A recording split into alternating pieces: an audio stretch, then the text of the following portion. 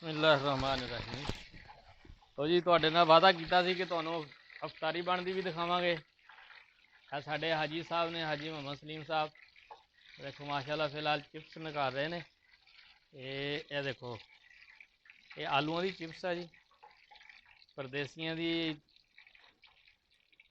अफतारी दा समान तैयार हो रहा। ये पकौड़ियां दा समान बनया पिया जी। हुण इंशाअल्लाह चिप्स तो बाद पकौड़े निकलणगे। हाजी साहब बहुत मज़े के पकौड़े बनाते हैं। लेकिन आ जिहड़ा इन्हां ने देखो आ थोड़ा जिहा तैयार किया होया मसाला, वो थोड़ा बाकी सुक्का है। इन्हां दी कोई इहदे विच कोई अपनी इन्हां दी रैसपी ने, बहुत मज़े के बनाते हैं, पता नहीं दसदे नहीं है। लेकिन पकौड़े अच्छे होंगे माशाल्लाह, बहुत प्यारे बनाते हैं। देखो जी, है हुण तुहानूं तैयार करके दिखाते हैं।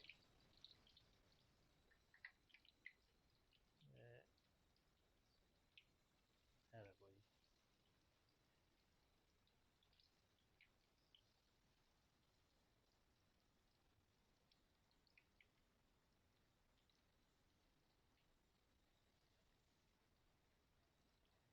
देख के जरूर बंदे दे दिल एक बारी मूँह च पानी तो आ जाता है कि पकौड़ियां नूं।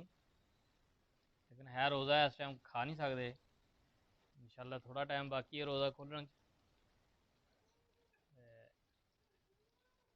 तो जी माशाल्लाह जी, बहुत प्यारी खुशबू आ रही है।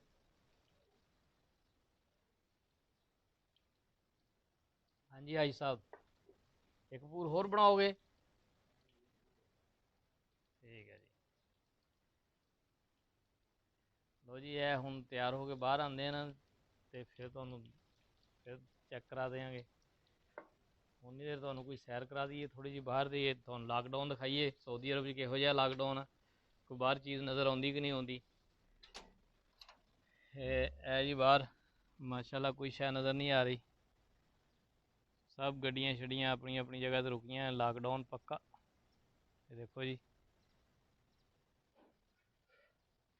लॉकडाउन की वजह तो ये सारा कुछ है, सड़क वीरान ने।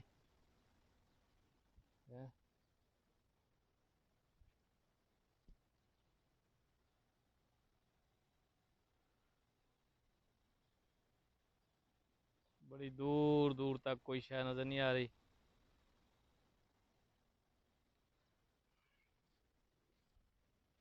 दुआ करो अल्लाह पाक इस करोना नूं इस दुनिया तो ख़त्म करे, लॉकडाउन खुले।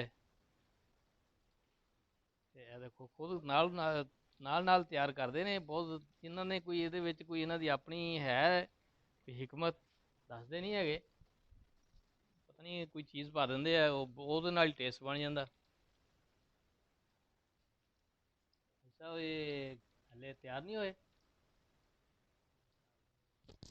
चलो माशाल्लाह जी, तैयार होंगे जी, असन करीब तैयार होने वाली है। फिर तुहानूं दिखाने हैं, फिर तुसीं चैक करके दसना जी किहो जिहे लगे तुहानूं।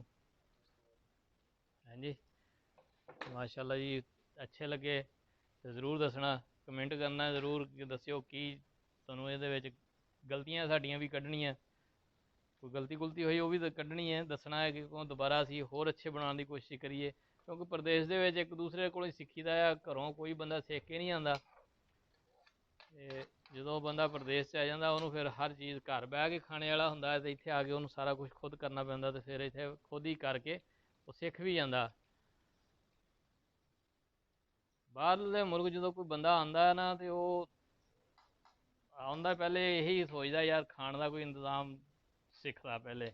ਜਿਹੜੇ ਪਹਿਲੇ ਪੁਰਾਣੇ ਨਹੀਂ ਹੁੰਦੇ ਬੰਦੇ ਜਿਹਨਾਂ ਦੇ ਕੋਲ ਆਉਂਦਾ, ਉਹ ਪਹਿਲੇ ਹੁੰਦੇ ਨਹੀਂ, ਉਹਨੂੰ ਕਹਿੰਦੇ ਜੀ ਆ ਜਾ ਵੀ ਹਾਂਡੀ ਰੋਟੀ ਤੈਨੂੰ ਆਉਂਦੀ ਕਿ ਨਹੀਂ ਆਉਂਦੀ। ਉਹ ਕਹਿੰਦਾ ਨਹੀਂ ਆਉਂਦੀ, ਕਹਿੰਦੇ ਚੱਲ ਠੀਕ ਆ ਜਾ ਫਿਰ ਚਲੀਏ ਤੈਨੂੰ ਕੰਮ ਸਿਖਾਈਏ ਪਹਿਲੇ, ਫਿਰ ਅਗਲੇ ਦਿਨ ਤੈਨੂੰ ਕੰਮ 'ਤੇ ਲੈ ਕੇ ਜਾਵਾਂਗੇ। ਉਹ 4-5 ਦਿਨ ਪਹਿਲੇ ਹਾਂਡੀ ਰੋਟੀ ਦੇ ਭਾਂਡੇ ਭੂੰਡੇ ਧੋਣ 'ਤੇ ਹੀ ਲਵਾਉਂਦੇ ਆ। ਉਸ ਤੋਂ ਬਾਅਦ ਮਾਸ਼ਾਅੱਲਾ ਬੰਦਾ ਫਿਰ ਖੁਦ ਹੀ ਕਾਰੀਗਰ ਹੋ ਜਾਂਦਾ, ਸ਼ੁਰੂ ਹੋ ਜਾਂਦਾ ਫਿਰ ਬਣਾਉਣ 'ਤੇ।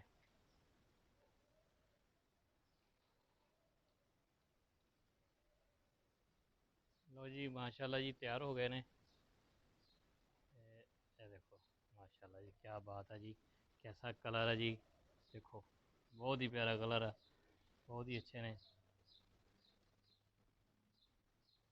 दोस्तों ये ज़रूर दसना, खा भी खा तो तुसीं सकदे नहीं, लेकिन ਸਾਡੀ ਇਹ ਮਿਹਨਤ ਜ਼ਰੂਰ ਦੱਸਣੀ ਹੈ ਜੀ ਵੀ ਕਿਹੋ ਜਿਹੀ ਲੱਗੀ ਤੁਹਾਨੂੰ, ਅੱਛੀ ਲੱਗੀ ਜਾਂ ਇਹਦੇ ਵਿੱਚ ਕੋਈ ਹੋਰ ਕੋਈ ਮਸਾਲੇ ਮਸੂਲੇ ਤੁਸੀਂ ਕੋਈ ਹਰ ਬੰਦੇ ਦੇ ਆਪਣੇ ਮਾਈਂਡ 'ਚ ਹੁੰਦੇ ਆ, ਉਹ ਜ਼ਰੂਰ ਦੱਸਣਾ ਕਿ ਇਹਦੇ ਵਿੱਚ ਆਹ ਵੀ ਪਾ ਲਓ, ਆਹ ਚੀਜ਼ ਘੱਟ ਆ, ਅੱਜ ਇਸ ਤਰੀਕੇ ਨਾਲ ਬਣਾਓ, ਇਸ ਤਰੀਕੇ ਨਾਲ ਬਣਾਓ, ਇਹ ਜ਼ਰੂਰ ਦੱਸਣਾ, ਆਪਣੀ ਆਪਣੀ ਰਾਏ ਜ਼ਰੂਰ ਦੱਸਿਓ।